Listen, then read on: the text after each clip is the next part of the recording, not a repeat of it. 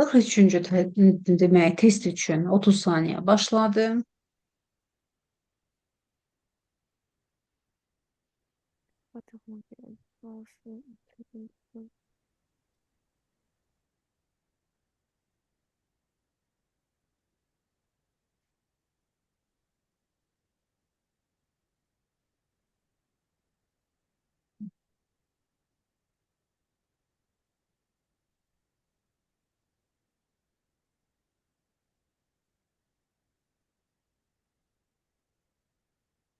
Verilən üç cümlədir. Müəllimlər kimdəsə mikrofon açıqdır. Zəhmət olmasa nəzarət edin mikrofonunuza. Üç cümlədir və biz bunları elə düzməliyik ki, məntiqi ardıcıllıq olsun.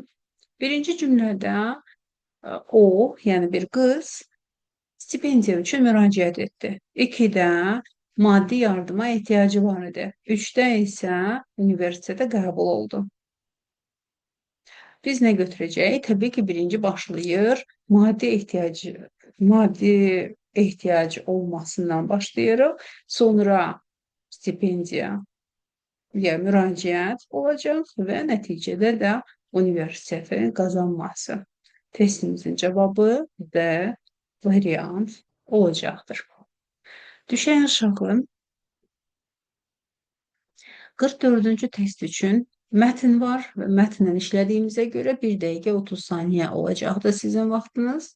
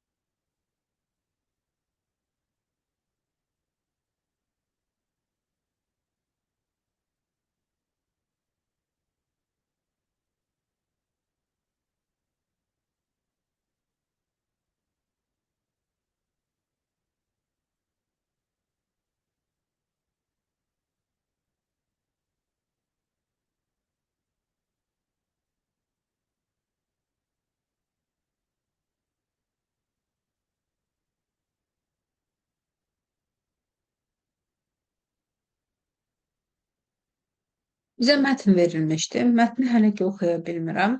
Çünki növbəti suallarda yenə də həmin mətnlə əlaqəlidir. Lakin sual belədir. Mətndə verilmiş əsas mübahisə mövzusu hansıdır? Arqument hansıdır? Və arqument sözü burada argue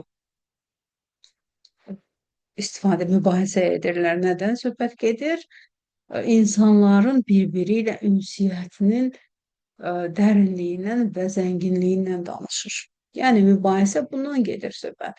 Ona görə də biz C variant götürəcəyik ki, rəqəmsal ünsiyyətdə şəxslə şəxsin ünsiyyətində təbii ki, dərinlik itəcəkdir. 44 C. 45 mətn eynidir. Ona görə daha 1 dəqiqə əlavə verməyəcəyəm. 30 saniyəyə sadəcə.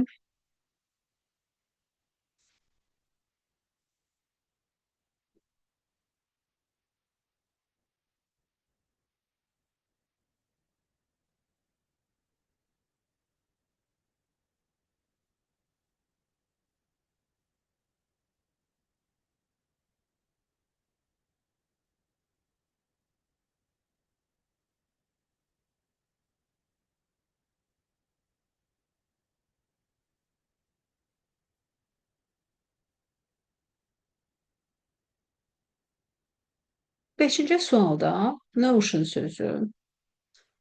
Biz onu burada görürük. Adı artikeldən sonra gəlməsi artıq göstərir ki, bu isimdir və deyir ki, Notion sözü verilən variantlardan hansı mənaya daha yaxındır? Mütləq bu mənasını müəyyən eləmək üçün ya bunları tərcümə edib sonra mətn cümləyə baxmaq lazımdır, ya da tərsinə eləmək. Mən variantların tərcümələrinə birinci baxaram.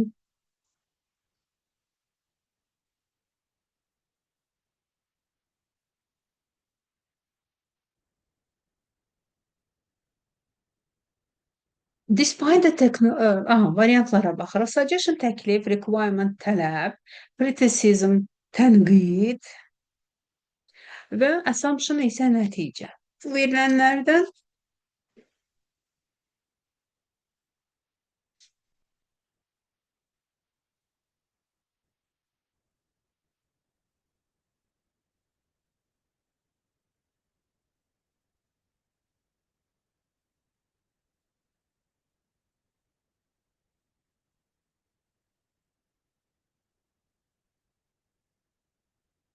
variant. İndi gəlin cümləyə baxaq. Görək notion sözünün mənası orada nə idi?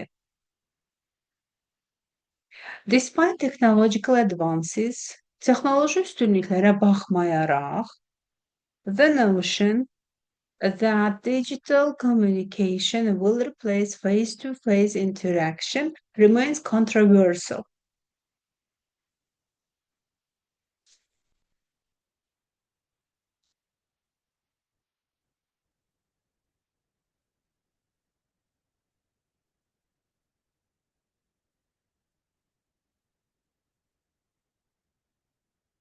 Rəqəmsal ünsiyyət üz-üzə olan demək, ünsiyyətdən necə olacaq?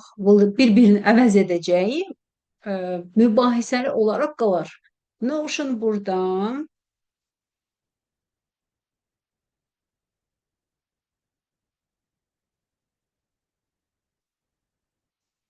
nəticə etibarı ilə, yəni nəticəyə gəlirik. Yəni assumption.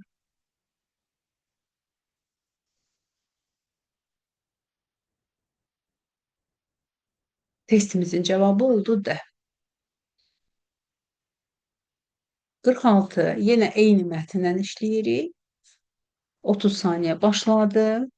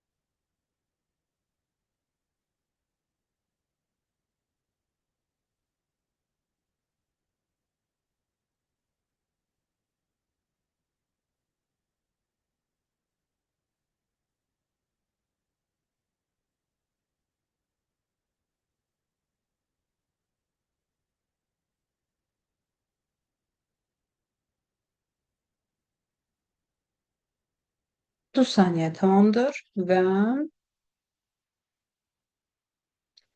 seçim etməliydik. Yəni bizdə nə deyir? Müəllif nəyi vurğulayır? Nə haqqında? Fikir verin. Rəqəmsal ünsiyyət haqqında nəyi vurğulayır? A-da həmişə daha daha effektlidir. Burada effektli bir söhbət yoxdur. It can fully replace demək, adət-ənənəli metodları əvəz edə bilər, tamlıqla əvəz edə bilər. B variant deyil və C variant cavab olacaqdır. Emosional zənginliyi olmayacaq mənasındadır. Və D variantda isə bundan qaçmaq lazımdır. Belə də məzmun yox idi. Cavab C. 47-ci test üçün 30 saniyə aktivləşdi.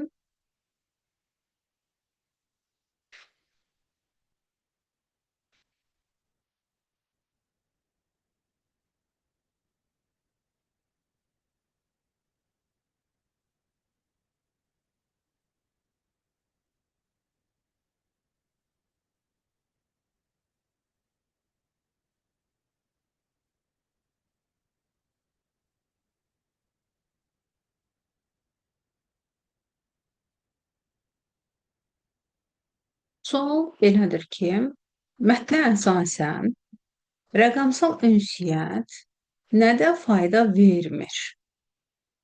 A variantda surət, təbii ki, rəqəmsalda surət var. Convenience, rahatlıq, təbii ki, o da rahatlıqdır. Məsələn, deyək ki, mən indi hal-hazırda öz evimdə oturmuşam, siz öz evinizdə oturmusunuz. Yəni rahat özümüz bizə uyğun bir şəraitdə. Sonra C variant cavabdır. Accessibility isə çatma, yəni ona olan, rusca ona dostluq deyirlər, əlçatandır deyək belə Azərbaycanca və bizim bu cümləmiz, bəsicimizdə nə dərinlik və zənginliyin çatışmamazlığı haqqındadır verir, vurğulayır. Yəni onu bir yaxşı müsbət cəhət kimi yox, mənfi cəhət kimi verir. Bizdə elə mənfi cəhətdən faydalı deyil kimi mənfi cəhəti axtarırıq. Testin cavabı C. 48-də bizə sözlər verir və deyir cümlə quraq. 30 saniyə başladı.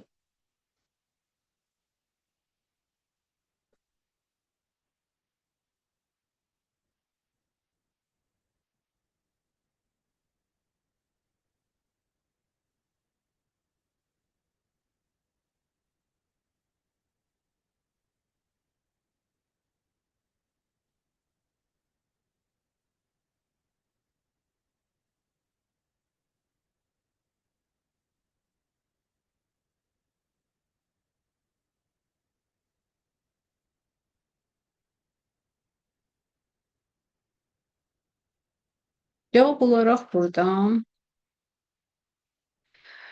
birinci növbədə bu testi həll edərkən nələrdən istifadə eləyib variantları çıxartmaq mümkün idi. Gəlin onu deyim. Yadda saxlayaq ki, despite-dan sonra cümlə qətiyyən gəlməz. Ona görə də A variant və burada bir dənə cümlə var. D variantda onları çıxardarıq. Despite üstə gələ isim, ismi ifadə. Despite the project. Despite the project delayed. Aha, project delayed yoxsa being delayed? Təxirə salmadan mı söhbət gedir? Təbii ki, B variant olacaqdır. Despite the project being delayed, baxmayaraq ki, layihə təxirə salınmışdır. The team managed to meet the deadline successfully. Komanda uğurla lazım olan vaxtda çatdıra bildi. 49. Bugün demiştim sizinle ki 4 tane idiomlardan işleyeceğim. Onlardan biri de 49'da break the ice. Mənası hansıdır? Variantlardan seçim etmək üçün 30 saniyə.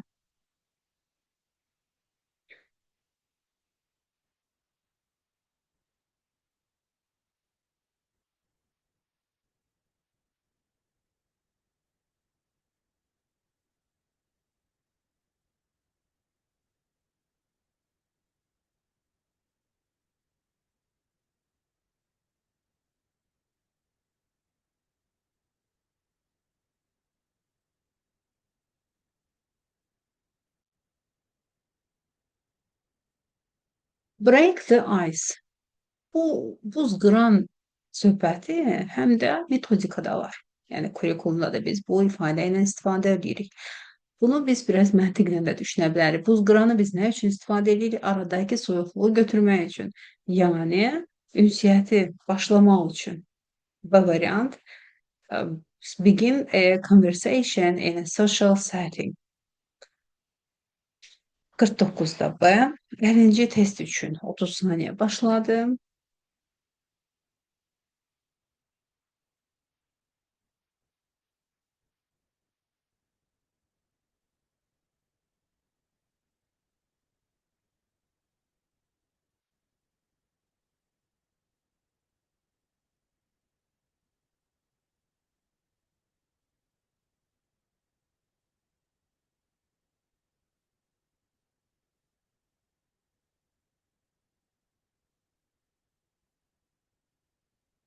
Birinci testdə yenə idiomdur. Bugün biraz elə bil idiomlar çox oldu. Amma ümid edirəm ki, faydalı oldu.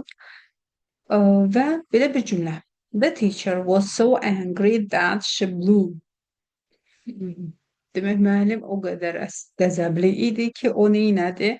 Blew her top. Cevap D variantı olacaktı. Biz buradan qəzəbli mənasında blow her top bu cür ifadədən istifadə edirik. Yəni sualımız tamamdır. Mən indi videonu dayandırım, rekord dayansın və